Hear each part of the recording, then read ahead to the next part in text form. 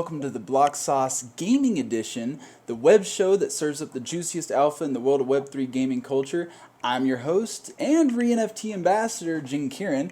Today I have the CEO of Bushi with me, Berroya. So sit back, relax, and get ready for some serious sauce.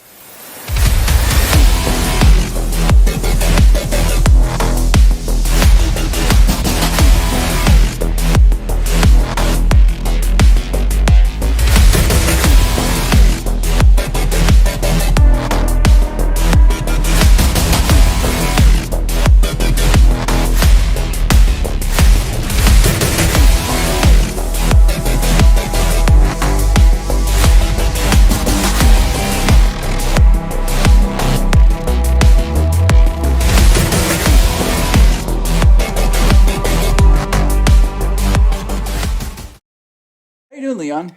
I'm doing well. It's morning time, not too late or not too early. So I have energy. Nice. I have energy. I feel that. I got my energy drink right here. So, I haven't had my coffee yet, but soon, where are you based soon. out of? We're based in Vegas, so west side of the United States. Yep. So we're gonna kick things off by talking about the business. Obviously, a lot of game studios are popping up constantly, and I'm curious, what inspired you to start a game development company, and what keeps you motivated in this industry with everything that's kind of been going on lately? Just kind of give us a bit of background about you guys. Yeah. So really funny story, or a really cool story for a lot of people, is that myself and my co-founders. So it's a core team of seven.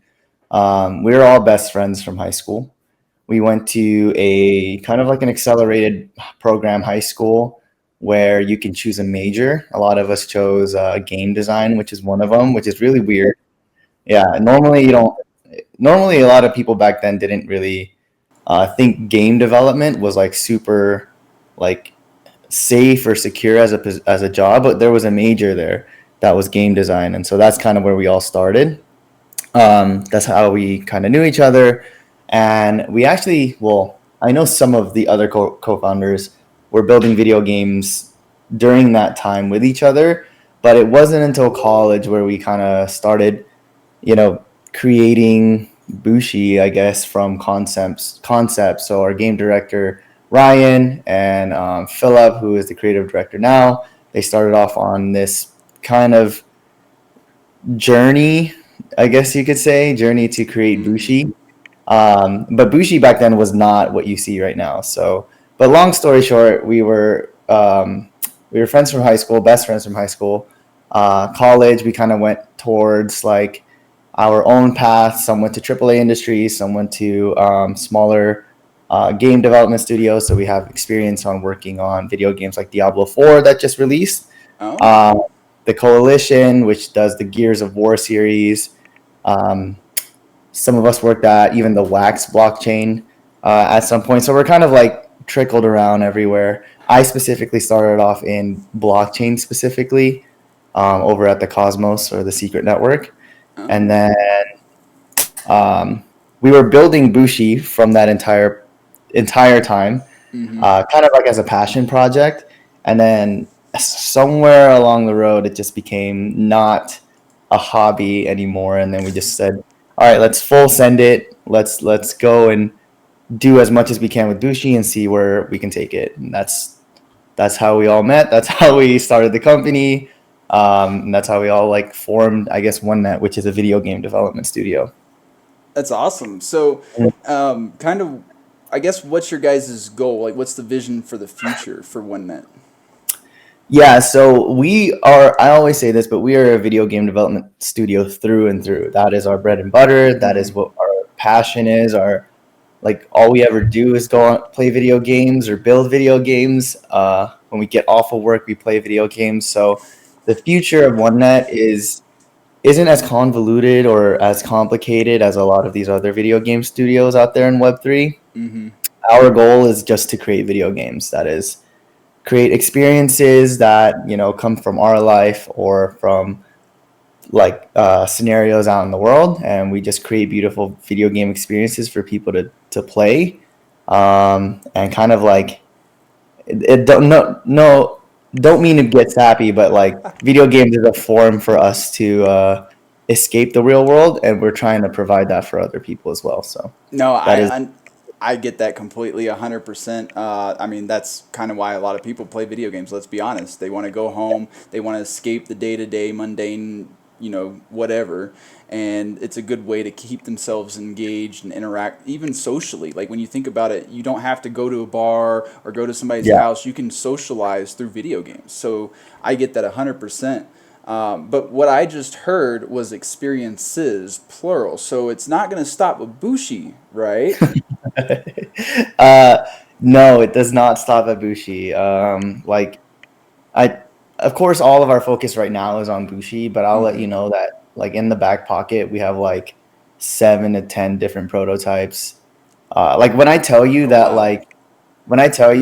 our CTO or our members like get off our work schedule and just go home and build more video games, it's literally just that. Like we go home and we build video games for hobby and for fun. It's not like a 9 to 5 for us, you know? Mm-hmm.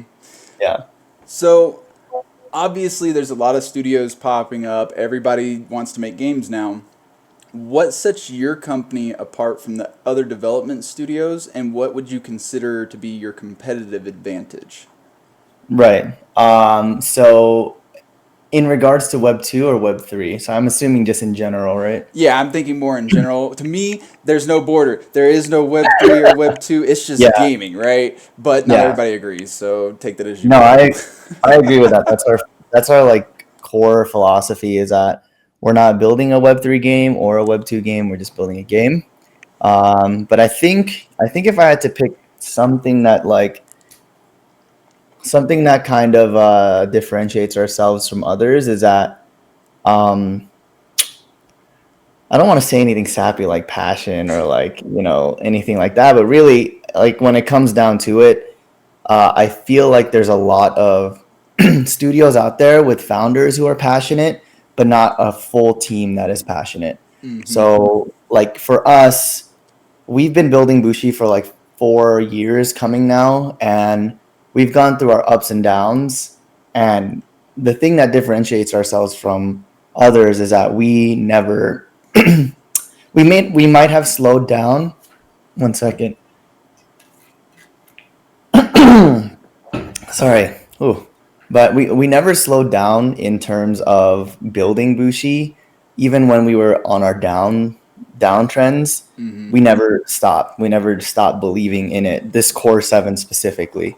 So I think with like stubbornness and the passion for like building Bushi is probably something that differentiates ourselves. A lot of founders out there, in my opinion, get kind of they always look for what's next, or they look for like if it's not doing well, maybe it's not a project that they would want to continue. Mm-hmm. But for Bushi, it's never been like that. It's through our ups and our downs, we continue to build Bushi. 4 years along, like 4 years long, and 3 of those years were completely bootstrapped. So no funding, no revenue generations, no sales, nothing. It was straight like sweat equity and just raw grit to build the game. Yeah, I think that I think that's something that I actually put into that is that like I'll say something that might be a little bit controversial, and I like to do these things. Yeah, yeah. So, unlike other video game studios out there, we will never, ever, ever, ever, ever say that we were ever a AAA title, like video game or a AAA title studio. There is not a world out there or dimension out there that will let us call ourselves a AAA title because what we like to do is stay in our lane and we like to stay humble really because we believe completely that it is not the company that calls themselves a AAA, it is the community that calls them the AAA, and that's how you get the title of AAA. So never in my mouth nor the core team's mouths will you ever hear us say anything about AAA because that's not our lane. So I think that might be a differentiating factor is that we stay in our lane. Like for me specifically, I do product design, I stay in my lane. Ryan, who is a great game director, he directs the game. He stays in his lane. Our CTO, Brandon, Tina, who has like massive experience in the AAA industry. She's the one that worked on Diablo 4 and all these other giant game titles. We all just stay in our lane, and we don't ever do more than what we believe we are, which is just a video game development studio. Call us what you'd like, but that is what we are. And we've experienced before, or we've experimented before with like trying to be an infrastructure team at the same time, although I think our Twitter says we're an infrastructure team. We're not really an infrastructure team either, or like a tech building team. What we are is a game development studio. So Yeah. yeah. Okay. Well, enough about the company. We're here. We're talking about gaming. So, can you give me your quick elevator pitch for Bushi? All right, I've done this multiple amounts of I times. Let's know see if I can do it again. So it's common, unfortunately. yeah, so Bushi is a third-person competitive shooter, and actually we're moving towards not calling it a shooter anymore, but instead coining the term, or it's been referred to before as a third-person arena brawler. So essentially, it is a video game that is very inspired by like ninja and samurai like parkour. It also has inspiration from video games like Counter-Strike Go, Valorant, and Overwatch. That's kind of where you see the stylistic designs for it. That's kind of also what you see the like the shooting and precision aiming Yeah. comes from. But at the same time, we like to call it a brawler or an arena because it fits more than just the aim god or like crack 12-year-old kid play style, and more of like a rock paper scissors style play style where anybody can win if you are strategic enough. Oh, I can um, appreciate that.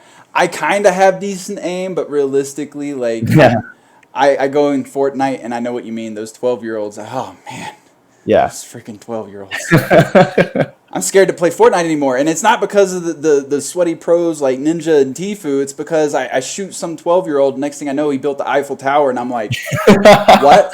Yeah, I've been there before. Fortnite was a game that I wanted to be good at, but I never was. So Oh my god, I feel that. So, what platforms is Bushi available on right now? And if I'm interested in the game, how do I get into it? yeah. So right now, our video game is available through two methods. So one, we're listed on Elixir Gaming or Elixir platform. You can go check them out. We also have our own launcher, although right now it's kind of under maintenance. You guys can go check that out on Onenet or launchonenet.com, or you can go on playbushi.com. And then very soon, very, very soon, is Epic Games is where we'll be launching our video game. Ooh, I like the sound of Epic. I Yeah, use Elixir, so it's not really any different for me personally. But, yeah. when you get your name on a platform that's already got millions of daily active users, there's a little bit more visibility involved there.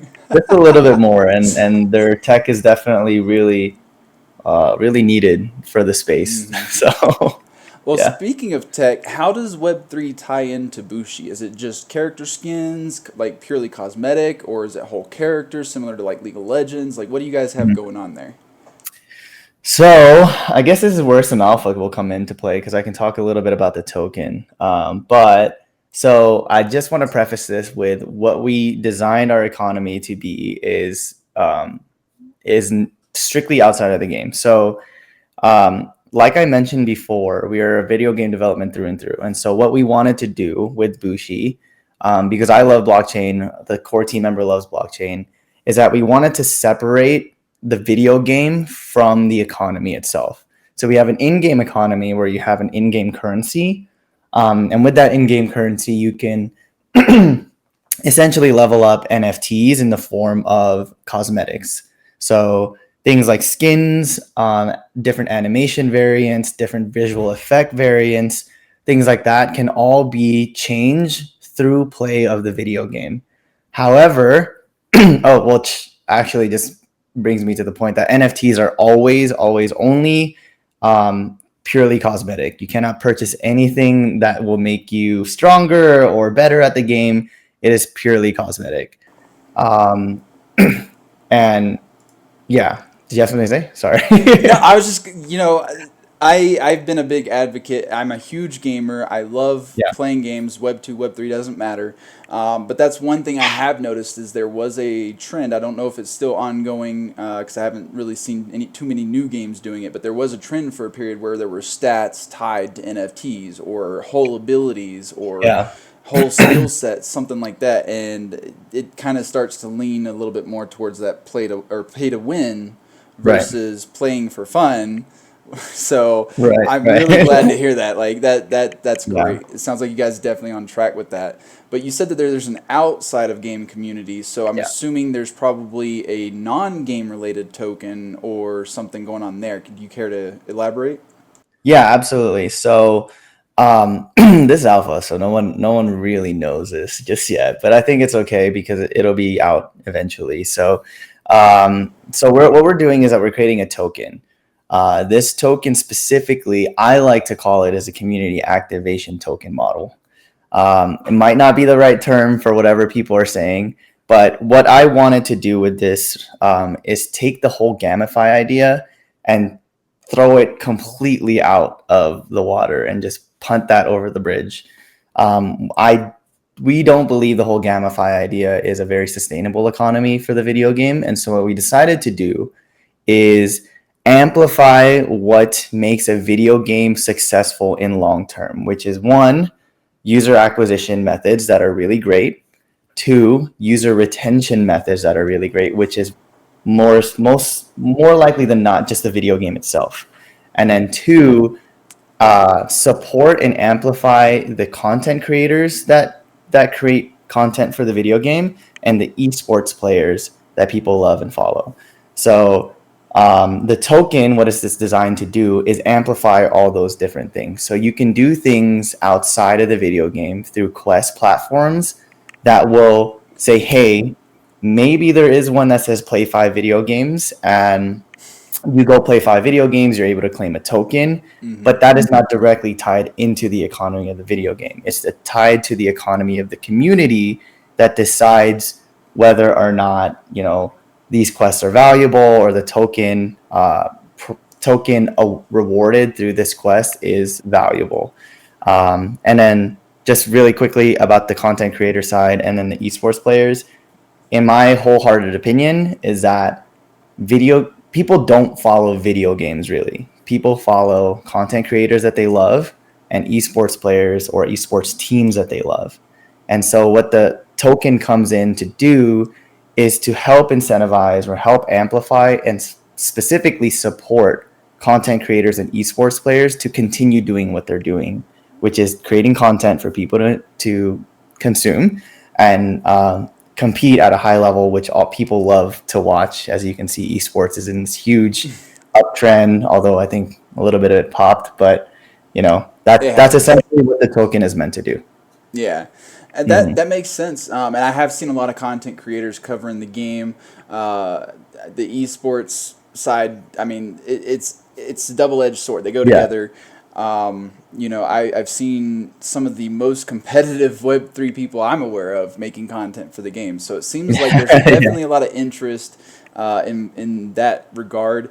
But the token sounds to me kind of like almost like a community reward system. Like for those who actively participate, support creators, support the esports scene, they're going to see maybe some sort of return. Is that what you're looking for?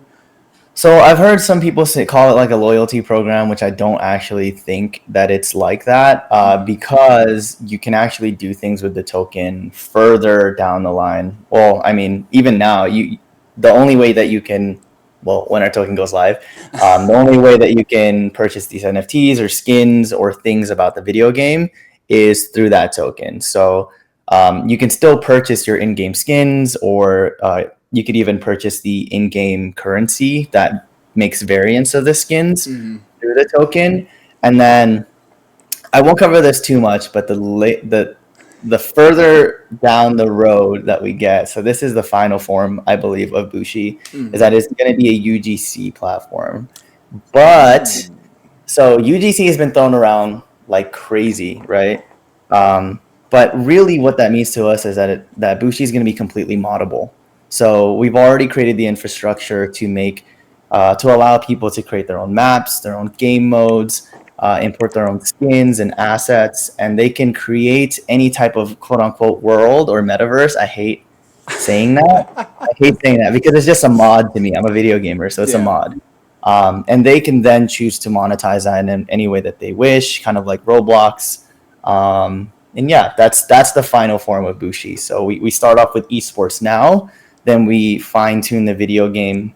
Well, actually, we start off with casual gameplay loop now in alpha. Then we head towards the esports and content creator route. Hmm. And then at the final form, we just open it up to everyone and say, hey, this is a community made game. Make your own community, make your own game through Bushi. I can't tell you. I know that everybody throws around UGC and they're all implementing it in various ways. But I kind of talked about my StarCraft days a little bit earlier. I used to love making maps for that game. I would They're spend so weeks. good. I would spend weeks, if not months, like learning the trigger system, setting up the Yeah. scripts for AI and spawns, and trying to make unique game modes. And the thing is, when you think about it, I invested a lot of time into building out and helping give content to a game Hmm. that I never saw any return other than, hey, the community was like, oh my God, great map, Yeah. which is cool. That's, Yeah. I love the praise. But I'm an adult now, right? I've got a job, I've got responsibilities. If I'm contributing to a game, I would appreciate a little something in return. And we haven't really Yeah. seen that from any game with UGC until Fortnite. And I feel like Yeah. Fortnite's kind of like standardizing the model and encouraging those types of systems now. So that's why we're starting to see them come out of the woodworks. Everyone's talking UGC. And Web3 kind of makes it the easiest way to deliver back to your community because, I mean, Yeah. everything's like, if I want Yeah. to Super send, automated. yeah. Yeah. So it's super automated in Web3, so it makes it like super easy. Like Mm-hmm. the splits or the revenue splits are all baked into the contract. So it's not like, we are the central entity that says, no, like you said that you wanted 3% revenue of whoever plays your map, but we don't want to give that to you. That doesn't happen in Web3. It happens all through contract, right? Mm-hmm.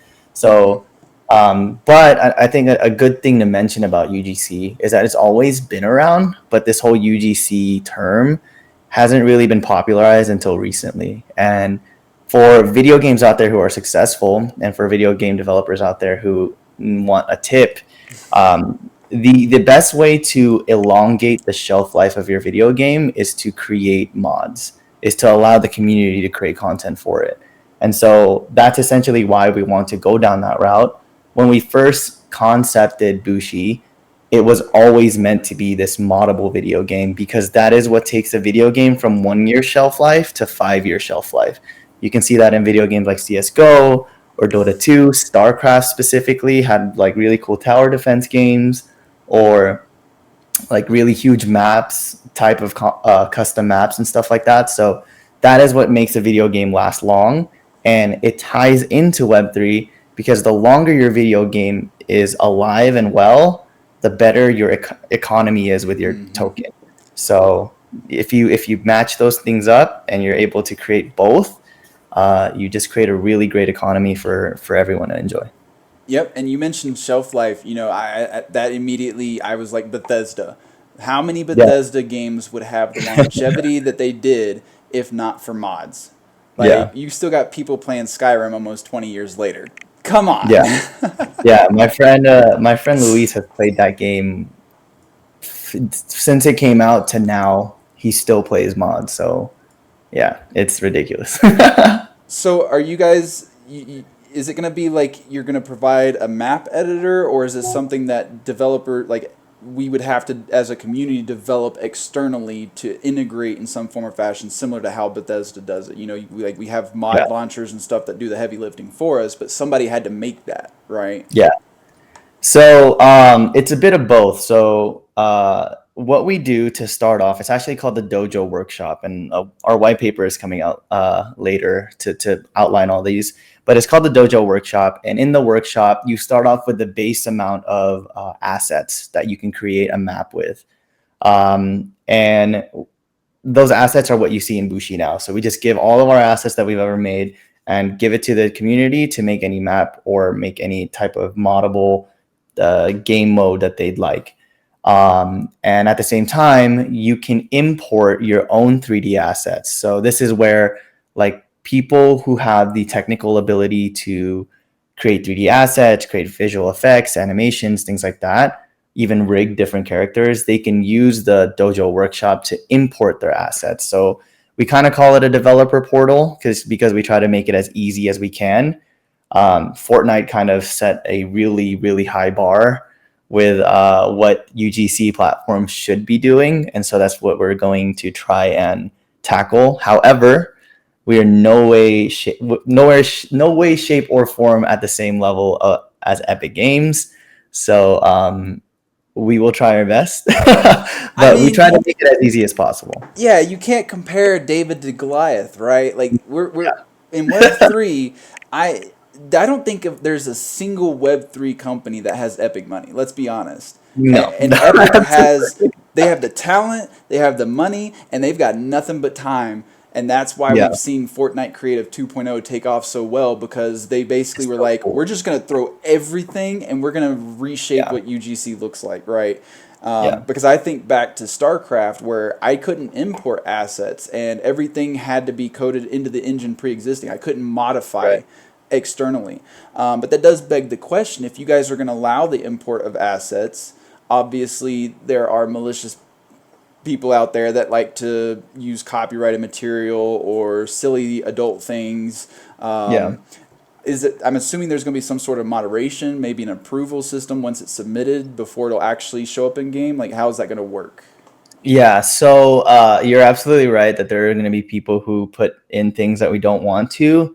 And it's a tricky balance with trying to keep it as decentralized as we can, right? Mm-hmm. But for us, the way that we want to do it is that we keep the core gameplay and like, the ranked and competitive modes separate from the like modded section of Bushi. So we really, really try to make sure, I think this is probably what's going to happen. However, again, we're really early on, so things can move and things can change. But how we're going to set it up is that what the core development team is building is going to be the core gameplay loop, right? Yeah. So no offense to any community members out there, but we have our expertise in game development and game design. And so we keep that separate from what the community is going to be building. So there's a section where it is Bushi, and then there's a section where it's the Dojo Workshop and modded video games.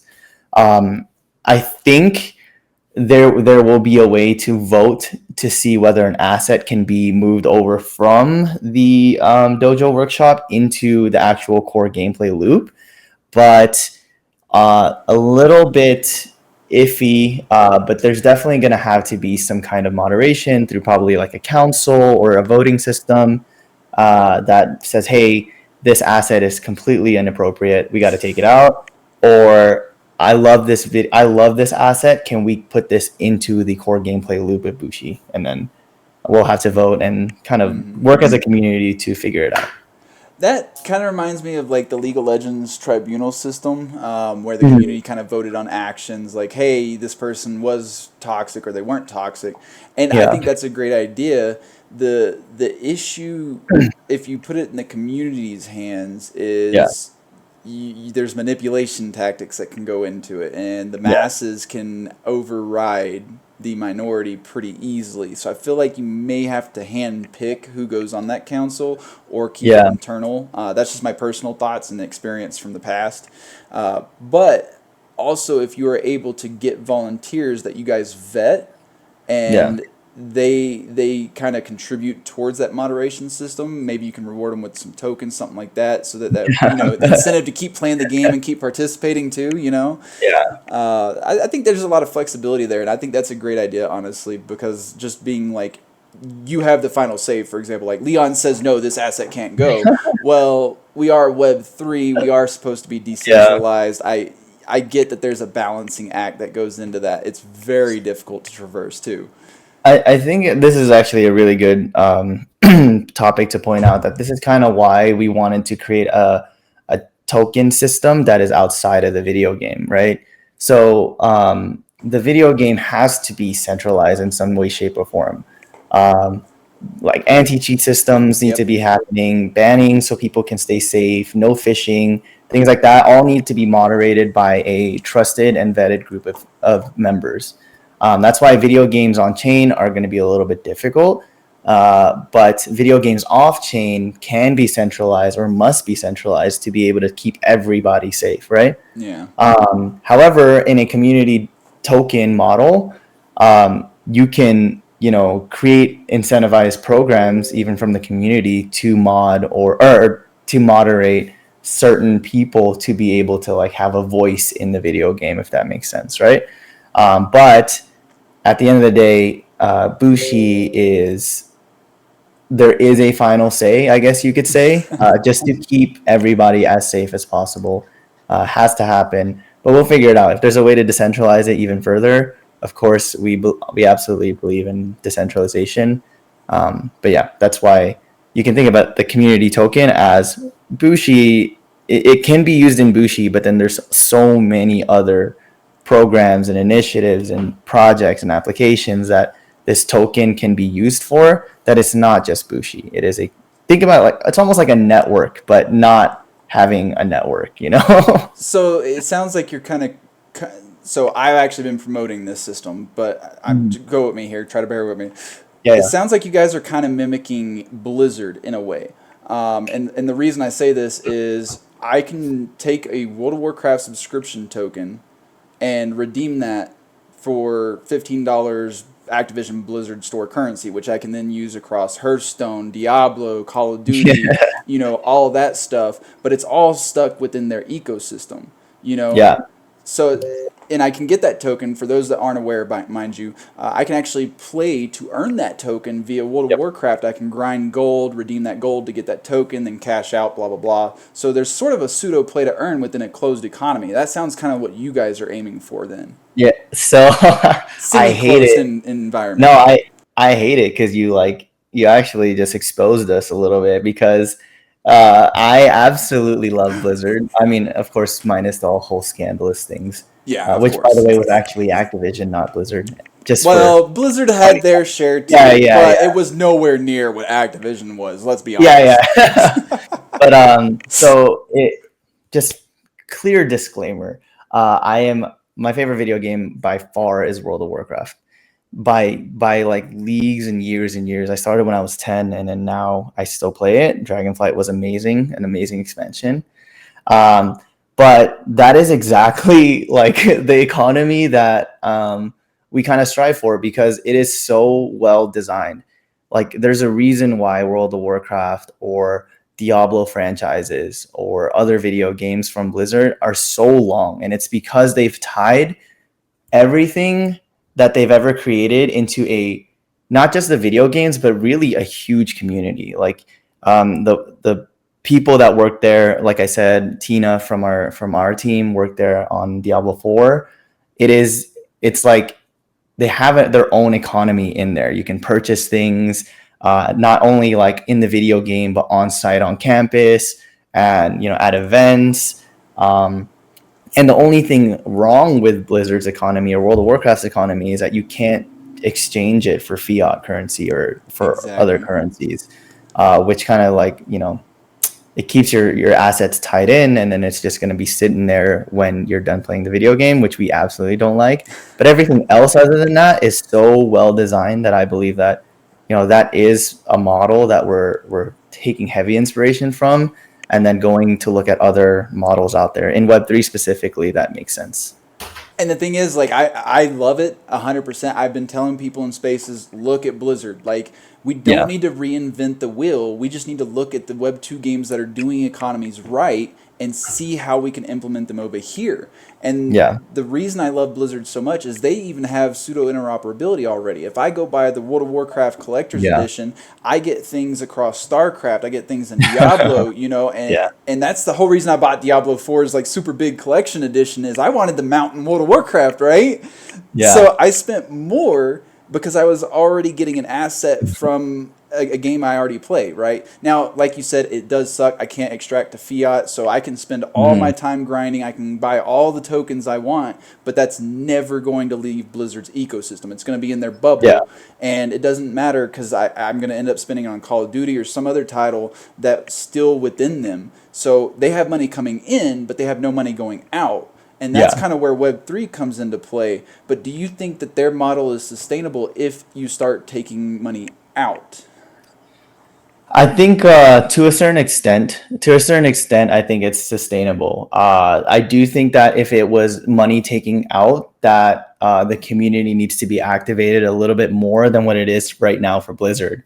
Right now for Blizzard, it is. I mean, it's heavily centralized, right? They're like one of the biggest mega corporations in video game right now, and that's true with about like I think like I forgot what the metric was, like five corporations that kind of run the entire Web2 gaming industry, right? Mm-hmm. Um, but what I would think that they would need to do if money was getting taken out was that they need to incentivize the community to continue using that currency, whatever it may be, to like create, like a really, really strong following other than just like, I love this video game. It's more like, I love the community around it. I love the community at Diablo. Let's make this event for it using the tokens that we or using the currency that we took out of playing the video game.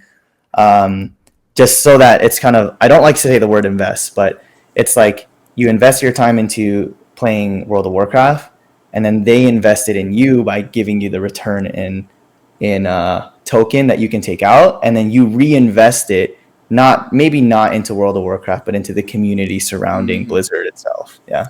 No, I agree with that. And the thing is, like, the token for you to buy it is $20, but when you Mhm. redeem it, it's only $15 store credits. Yeah. So every token that trades hands, that's $5 profit compared to their Yeah. normal, 15, they get 20. So I think Yeah. there is a way to make it sustainable. And like you mentioned, finding ways to like bring the community and support the community. And I think to the gold system, right? So to buy a token, I need in-game gold.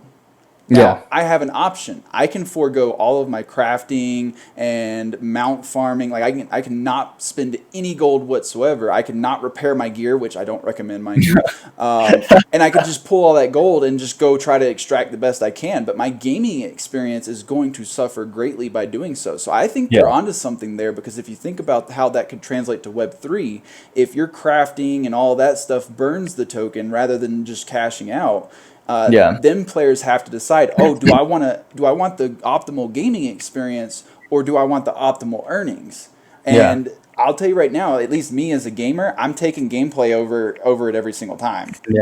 Yeah, So yeah, I'm on that boat too. And then you can kind of see it too because in World of Warcraft specifically, not to like just talk about World of Warcraft all day, but their account like the botting or the account selling specifically, account selling, there is a reason why it is still around, and it's because there is a supply and demand for it, right?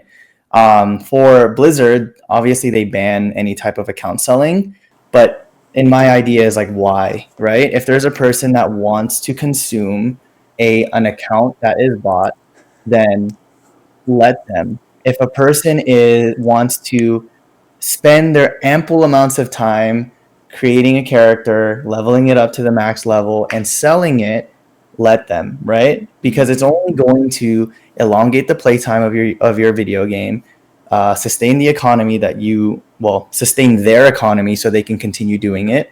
And yes, you lose out on a couple of dollars, Blizzard, but I hate to say it, you guys have billions of dollars already. I don't think you need any more of it. So real quick, you brought up a good point. The Hmm. thing is, I actually used to pay for services. I'm just going to leave it at Right. that. I see account selling as actually Blizzard getting more money, right? Because for Hmm. me to level those characters, I have to be subscribed to the game. And then I sell them True. off, and then the person who uses it and buys it, then they have to subscribe to the game. So the entire True. time I'm leveling, I'm subscribed. The entire time they're playing the character they bought, they're subscribed. That's more money for all of us, right? Right. But No, absolutely. But Blizzard doesn't like that. They don't like if I profit off of it. They want all the profits. Yeah. That's why now they'll sell count boosts and stuff like that, because now they Yeah, can cut out exactly. me and just profit themselves. Yeah, that I hate it because they ended up doing it anyways. You're right. Yep. Like you can buy it now anyway. So it's an obvious Blizzard. If you ever watch this, don't get mad at me. But it's an obvious play on like grabbing as much like profit from users as you can, which to me is just disingenuous and honestly doesn't create a great community around it. And I think that that's an Activision play, if I'm being honest. I grew up with Mm. Blizzard. I love them. I still love them today. Yeah, same. But I understand that they are a business. And at the end of the day, businesses are trying to generate as much revenue as possible. So I Yeah. understand the changes that they're implementing. That doesn't mean I have to agree with them, though. Yeah. As a gamer, you know? Yeah, and it doesn't mean I can't play their games either because I'm Exactly. going to either way. Oh, trust me. As soon as we're done here, I'm gonna probably log into either Bushi or World of Warcraft. We'll see which one shows up first. But with that being said, now is probably a good time. Would you like to show off some Bushi gameplay? Yeah, absolutely. I think Awesome. this is I've been preparing for this my whole life. So let me just share my screen here. I don't think there's actually a. Well, Just let me know when you're let ready, me. and I can switch it over. We'll get the game pulled up for you. Cool. I think I'm sharing it now. So Fingers crossed. You, there it is. yes, can you guys see it? Yep, it's perfect. Okay, cool. I'm gonna try not to alt tab, but I can't see anything. So let me know if things aren't working. Everything is But good. so this is our video game. This is Bushi. We try to make it as easy as possible for anybody to play the video game. So right now it's completely free to play. It is an open alpha, so there are things wrong with it. Of course, it's alpha, but we try to make the user experience as easy as possible, even though we're Web3. So you can sign up and play with just email and account information. You can even sign up without an email for those who are really into privacy. The only thing is, if you sign up without an email, there's no way that we can recover your uh, Account, right? account. There you go. Yeah. Yeah. And so here's the flow. You can just host servers. No servers going on right now. I think I'm in a private build. But let me just get the game started. So for Warriors now, die when they are killed. Just saying. We made some great tips in the video game. We had some so fun with. I noticed that you can host servers. Do they fill with bots if there aren't enough players? We do not have a bot system yet for alpha. We're considering it for full production. However, there is still a beta that is coming out instead of a full production. Okay. And yeah, it actually costs quite a bit of money to make some AI. I believe So it. we won't be doing that, but we may add in some target dummies at a later build. But for right now, it is just you running around Bushi if it's just you in a lobby. But yeah, so do you want me to just go over like the mechanics in the video game, or how do you want me to go about it? Yeah, show us whatever. I have not played it yet. I've only seen Okay. videos, so I'm learning as if I'd never played at all. Okay, cool. So this is warm-up's over, but this is Temple. This is our first ever map that we created, I believe. Actually, no, this is the second map we've ever created. The first one has not been released. It'll be released later, much later, but it's a super cool map. But this is Bushi. So what it is, it's a third person. You can see that it's over the shoulder. You have main abilities here. So you have your Q, which is a parry ability. It deflects any arrows that are shot to you. It deflects any melee or dashes that are thrown at you. Your E ability is your dash attack. So you can hit somebody with this pretty easily. You have 2 charges, and then they recharge over don't know the metric for how many seconds, but they're pretty quick. And then you have your dodge ability, which this is meant for mainly movement and dodging, of course. So this video game is heavily reliant on movement-based combat with your bow and arrow as your ranged and mid-range kind of fighter or tool. And then you have your sword here. So you have your regular slash, you have your plunge attack there, and then slide. So I think you can kind of guess through just watching the play is that it is very movement heavy, so I can essentially get across the map really quickly, um, and use all my abilities to, you know, get across the map really quick, shoot people whenever I need to shoot people, like this. And then there are some really cool tech things that I hope that I can replicate here. Probably not. Oh, and one other mechanic is that there's this end closing circle here. If anybody's played a battle royale, it does the same thing. It damages you outside of the circle, and so it forces you into the middle of the map so that you have to fight. Okay, so I see a big open map and I see the character. Are there plans to add like any power ups or something like that around the map? Yeah, so that okay, so you're like reading my mind or reading our minds. So this is crazy. But this is alpha, like I said. So the competitive ranked modes that will most likely be introduced into beta. Beta will introduce point of interest sections on the map, which is just pickable items that do power ups, or maybe like it'll make your weapon have a larger range or a larger hitbox. Maybe your dash can have an extra um, tick for it, but that is essentially what we're looking to do. We're adding points of interest on the map so that people can contest it and essentially win the map based on whether they get it or not, or have to strategize if the other team gets it. Okay, okay. So I'm assuming that means we're gonna see more game modes in the future as well, because I kind of sounded like some King of the Hill stuff right there. Yeah, so we're implementing some other game modes. Right now, we have free for all, which is called elimination, and then we have team deathmatch, which is just kind of our base starting point. But yes, we're definitely adding a couple of different things, including domination as a possibility. King of the Hill, of course, makes sense with power ups and things like that. Okay, and so you kind of went over the characters' abilities. Right now, are all characters basically identical? It's just skin differences. Yeah, so right now the main thing about this game is that it's completely just like cosmetics through microtransactions, Mm-hmm. which by the way, if anybody is curious, is the most proven economic model for any video game is through microtransactions, which is has been around for a really long time, but just more so recently popularized. Um, but yes, all characters in the game have the same hitbox. They have the same abilities and movements and things like that. It is all just as fair play as possible. Interesting. Then, So, do you have go any? ahead. Do you have anything else to show us right now from the game? Yeah, I can show a little bit about like the characters or our armory system. I would So right love now that.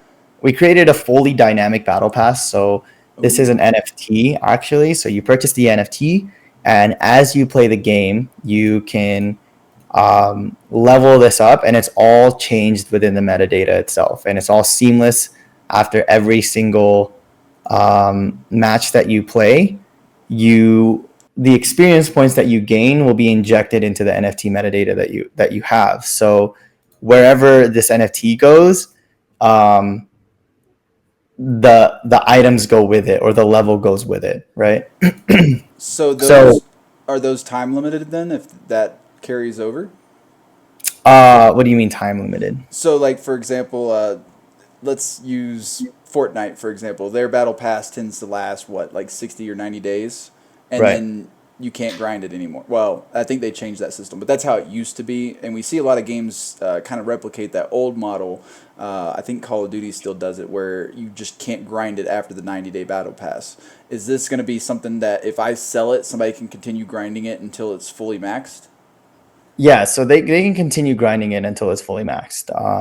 It is seasonal based, so there is a time limit in which you can purchase the NFT. However, you can purchase it on secondary markets, of course, and then you can choose to level it as much as you want. But people who, it's kind of like a way for us to not have our assets die off, I guess you could say, so people can still gain access to it. Yeah. They would just have to purchase it from a different player, or if we have some kind of like throwback, limited sale or something like that, it'll go down that route. So it sounds like I could buy this battle pass, I could grind it out all the way, and then instead of selling the battle pass, I could just sell the assets from the battle pass. So in the future, so this one specifically doesn't have NFTs that are actually the items within the battle pass are not NFTs, and that the reason for that is due to some like um, gaming situations that we kind of like thought about or encountered. People can game it just because it's peer-to-peer networking right now. You can inject some bad data into the NFT. However, that is all getting fixed in beta. But yeah, it doesn't inject any, or these aren't NFTs that are distributed. These are just items within the video game.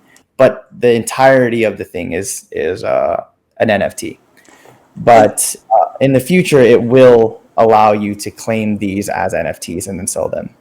And see, the thing is, I don't think every single item that comes from a battle pass needs to be an NFT. I see a lot of Yeah. value in in-game only items. Right. Like I know we're beating a dead horse here with World of Warcraft, but like every week, for example, I show up to the vault and you see a dozen, if not like hundreds of players gathered around the vault waiting to Yep. claim this item that's purely in game, right? Yeah. And I think that a lot of gamers, that's kind of how they feel. They don't necessarily want to sell their assets. Me Yeah. personally, if I get a super rare, awesome, let's say I get a $200,000 CS:GO skin, I'm the Hmm. type of gamer that's more likely to show it off in game just because I have bragging rights than I am to sell it, unless of course I Yeah. really need the money. But Yeah. I don't know. I think that there's value behind both. So I think having the first one kind of be like your test run. Here's everything. It's just in game. 100% okay by me. I know that there's some in Web3 that might scream and yell to the heavens, but I think it's a Yeah. great idea. And I think that moving forward, maybe even mixing it up so like the big items are NFTs, but all your smaller ones are tied to the battle pass. That gives it more Yeah. value when you sell it at max level because then they still get some of the in-game items. They might not get the big NFTs, but they can still get like the cosmetics and stuff attached to it that are in-game only. See what I'm saying? Yeah. Absolutely. That makes sense. Our really this battle pass was kind of a show, like a tech show, tech demo, to showcase like it doesn't have to be as frictioned as it has been in Web3.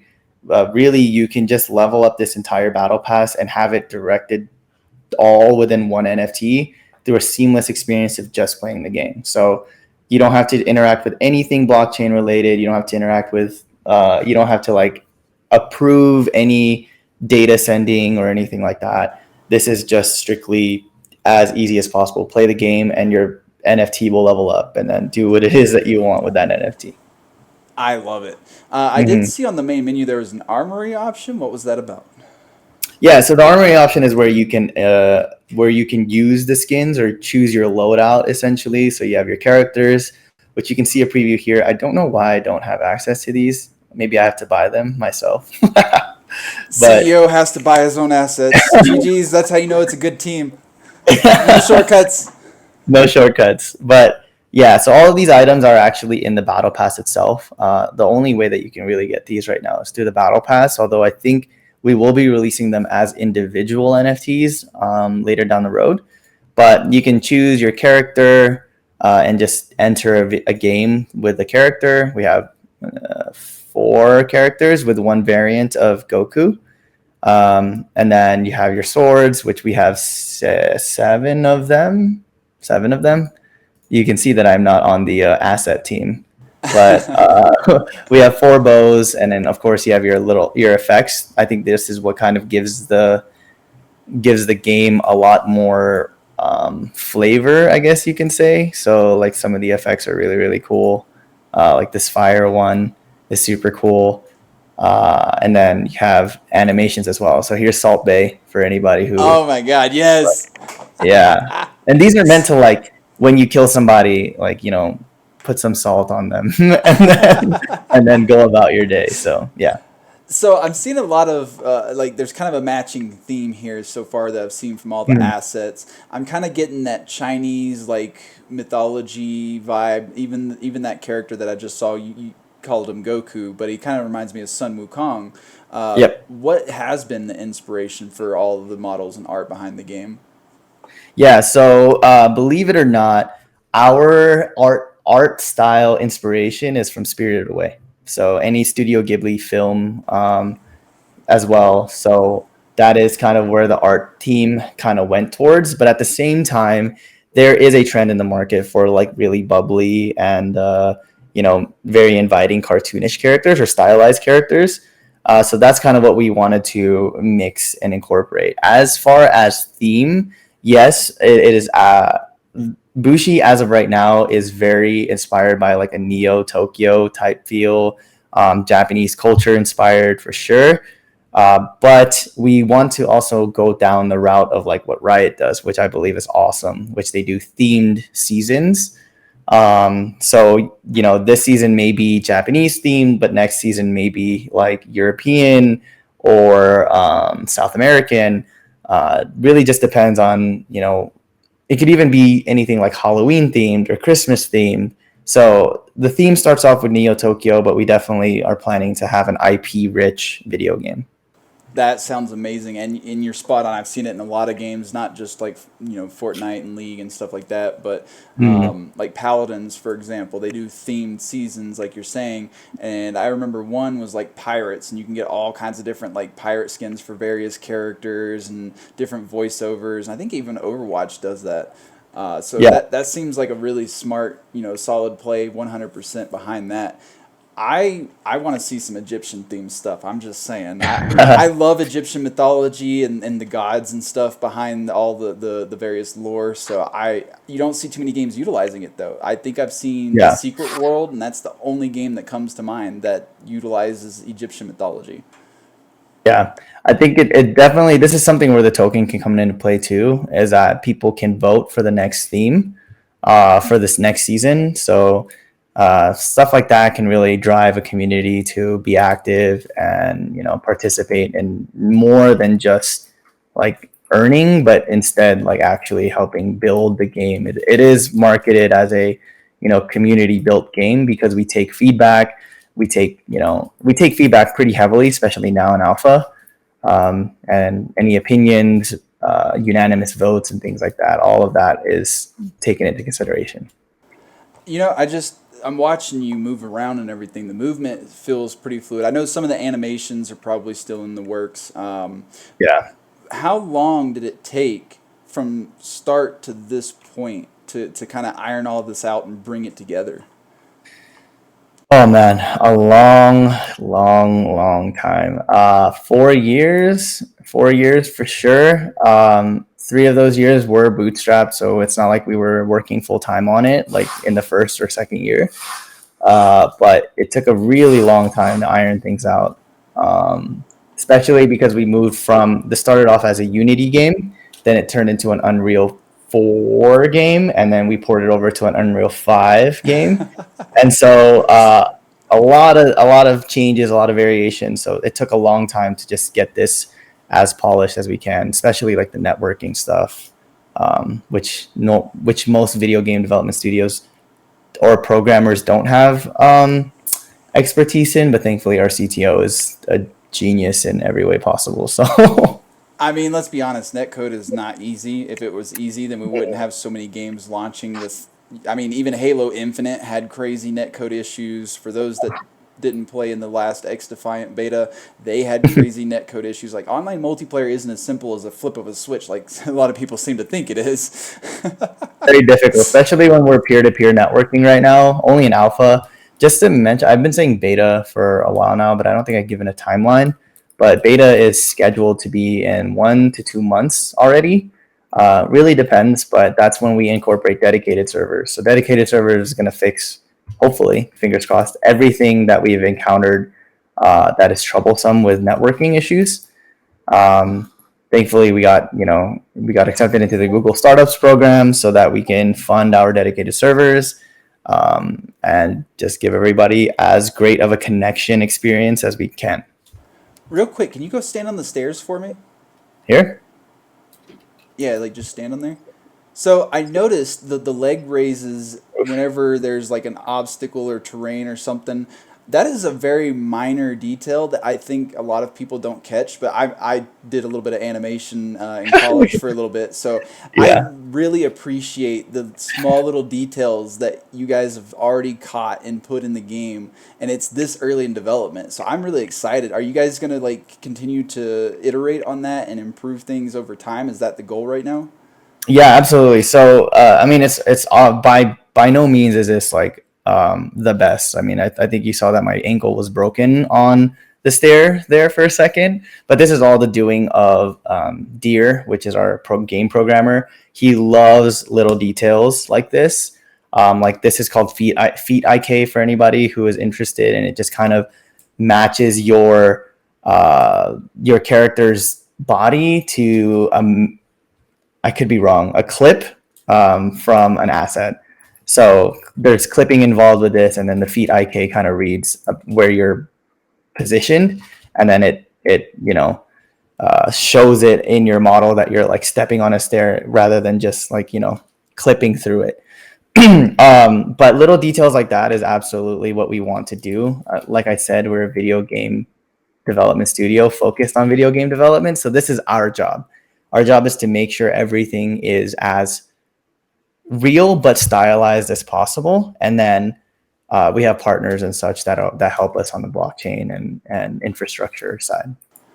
I also noticed that the UI is very minimalistic. It's clean. Everything is like in good positioning. Did you guys pull inspiration from any other titles to kind of accomplish that, or do you just guys have like a grade A designer? No, okay. So I am actually the UI and UX designer for this video game specifically. That's where my background comes from. So everything that you see on the screen right now, I kind of designed, and absolutely there is a inspiration. Uh, I competed semi-professionally in Valorant. I think if anybody has seen Valorant, you can kind of look at it and be like, "Oh wow, that's Valorant." I love their UI structure. I think that they do their experience amazing, like in every sense of the form. They know what they're doing when they're giving a user experience or trying to um, make the player feel something during that whole time. So the minimalism in this makes it less cluttered. It makes it more inviting. It doesn't hurt your eyes. You can focus on the game. And that's kind of where my inspiration came from with creating the UI. Interesting. That's whew, I could see the Valorant for sure. Yeah. I didn't immediately draw the comparison because it's Mhm. definitely even more minimalistic than that, but it works. Like it's functional. I see everything. It's right where I need it to be and I expect it to be. So I got nothing but praise there because usually Thank a lot you. of you. No, I'm serious. Like I've seen some really messy UIs in Web3, and Mhm. it's not. It's I feel like it might just be maybe they're missing that person who has that type of experience. So I'm glad that you guys have somebody that's already there, even though it's you. Yeah, I think CEO putting in work too. well, like with that whole title system, the executive title system, that's just for show.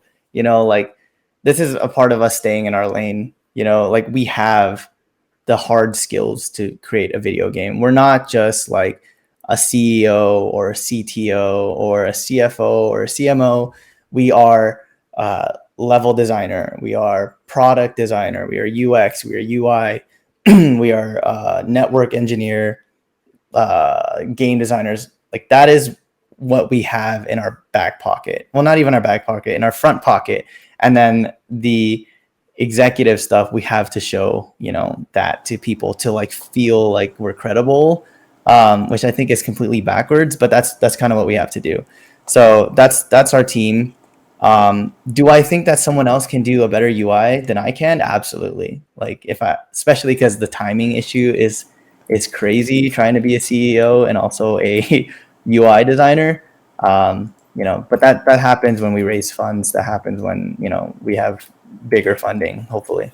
Let's be honest. When it comes to anything creative, anything, whether Yeah. you're a writer, streamer, game designer, UI designer, whatever the case is, we always feel like somebody can do it better. We're our own Yeah. worst critic. Let's be Yeah. honest. Even these 100%. shows. Even these shows, I'm like, I can do more. I can do better. I've been having a good time on the show. I think the show is super cool. So There were some audio issues at the beginning that I'm gonna have to go back and probably do some voiceover for, but we make things work around here. yeah, you make things work. So I'm gonna go ahead and switch it back to just us. So if you want to Yeah, close out the game, you're more than welcome to. awesome. Before we wrap things up, was there anything else that I may not have covered or asked you about that you want to share with people, like upcoming plans? Obviously, you mentioned that there's the beta in 1 to 2 months. Maybe a time frame / roadmap for like the full release, like anything that you want to share with people. Yeah, so beta is scheduled to launch in 2 months, but that is really what beta is a kind of like a test for our dedicated servers. We're also introducing the POI systems where there's items that you can pick up around the map that can kind of like differentiate the type of gameplay that you have or game experience that you have. So that's really just for testing. Right now we're in alpha, so a lot of it is data collection, bug fixes, bug bounties, things like that. But definitely we are already working towards our beta launch. And during beta launch, it can be, I say 2 months, but you never know. You never know. We are in a raise right now, so it can really just depend on how fast that goes out, or how, if it doesn't, if it does, it's all up in the air. But I think, what else? The white paper should be coming out previous to the full production launch, so it will still be coming out after beta. And then that way you can kind of like Deep read dive. every read everything that we've just talked about. And then other than that, just look out for tournaments pop up all the time. We have a tentative tournament coming up in August that kind of tests our servers as well.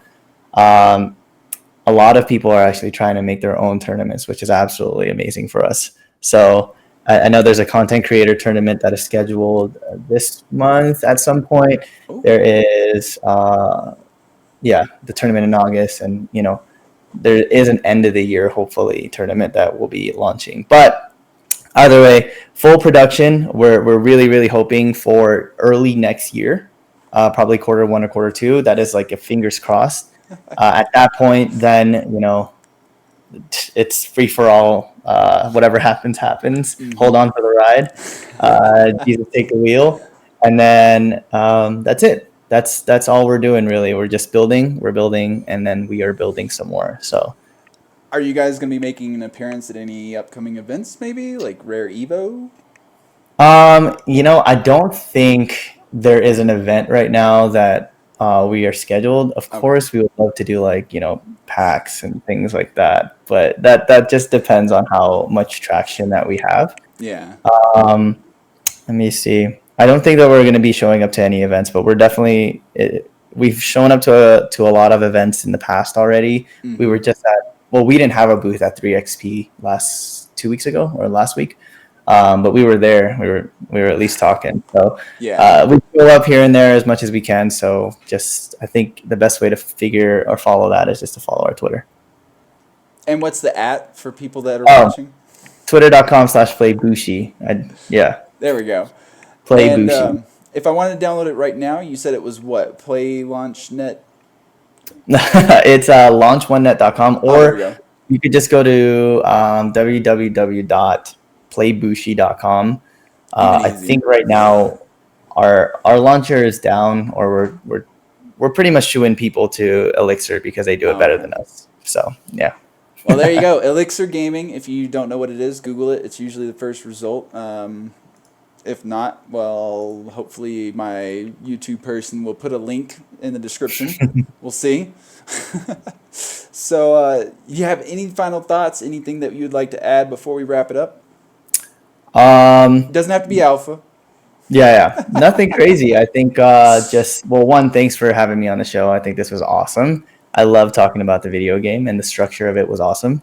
I think also for anyone out there, I guess I have to talk about the bear a little bit. It's bear market, but hey, Yeah. keep building. Like I see there's a lot of video games out there that I've been building for like 3, 4 years, just like we have, and they're finally starting to pop up. So If you were skeptical about Web3 gaming before, check the landscape out now, because there are huge video games coming out, AAA titles, whatever that means, and the player base is only growing. And then other than that, drink water, stay healthy, sleep well, take care of your mental health, and then just keep going. Man, you touched on something. Building in stealth. A lot of the Mhm. projects, I'm going to bring it up just because this is my personal belief. A Yeah, lot of the projects that have been here hyping Web3 the whole time, I'm kind of seeing them fade because they focus too much on Web3, not enough on the game. But all these people that have been building in stealth, that have been coming out of the woodwork in the last 6 months, like they have a game, right?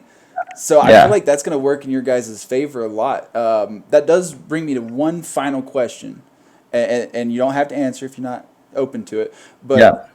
do you guys rely on Web3 for funding, or are you guys like good to go and you're just trying to raise more to do more? So I will be the first one to say that we're not the best funded, like by any means. We didn't raise in the bull market when people were giving out millions of dollars as, like, for anything. We're not the most funded, but we do rely a little bit on sales revenue, just like most companies. However, we do have investors that have been helping us quite a bit. But I think, to that note, 2 to 2.5 years of this video game was absolutely bootstrapped. There was no revenue. There was no money coming in. Um, Absolutely nothing. So regardless of our funding situation, um, Bushi will be continued. Bushi will continue to be built, and Bushi will continue to launch. So yes, not the best funded, but no, we are not in any dire straits or anything like that. So I just asked that because you see a lot of indie games in your situation that do really well. You don't need yeah. 1 million daily active users to have a successful game. You just got to build Mhm. the community and find the players that love it and want to support it, right? So I think Yeah. you guys are on the right track. I love everything that you said today. I'm really bullish on the game. Just it might not be my genre per se. I'm gonna give it a shot because I've been surprised before. I said TCGs Yeah. weren't my genre, and this Web3 game was like, just come try us, just come try us. And Yeah. I played it, and I was like, okay, I enjoy this TCG. So, Yeah. I Try it out. never discount it. I recommend everybody go try out Bushi, go play it, go download it from Elixir Gaming. I'm gonna be trying it after we end, so maybe we'll see some Try it content. out. Yeah, Fingers try it crossed. out. It's a fun game.